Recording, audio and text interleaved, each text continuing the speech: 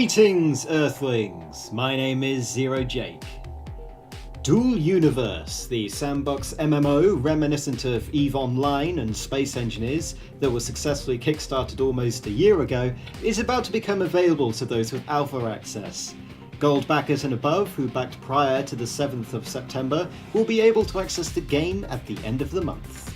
This news is welcome, but there is a catch. The version of the game available to alpha players is actually pre-alpha.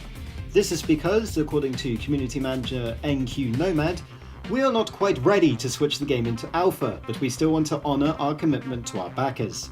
We decided it would be better to give you access to the game at an earlier stage than delay again. This access to pre-alpha comes with a few restrictions.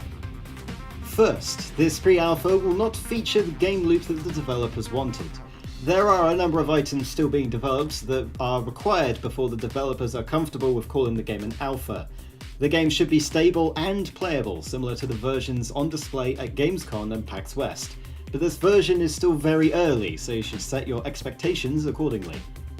Second, it is highly possible that there will be an NDA, where players will have to agree not to share information, screenshots, or footage of the game until the proper alpha release, as the developers don't feel it will be appropriate for streamers and viewers to judge the game based on something not representative of the final product. The NDA will also give the developers a focused source of feedback and bug reports via the dedicated alpha feedback forum, accessible only to alpha members and the developers. Third, the pre-alpha will not be accessible 24/7.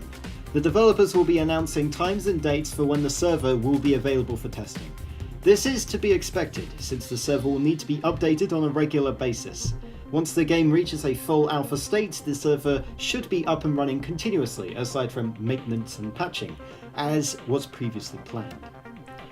Whilst some may be thankful that there isn't a second delay, the first one being in March 2017, others, including myself, would have preferred it if the developers waited just a bit longer until they were ready for a proper alpha release.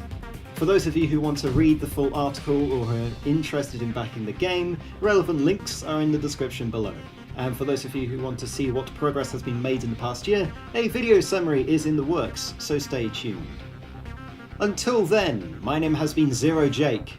End transmission.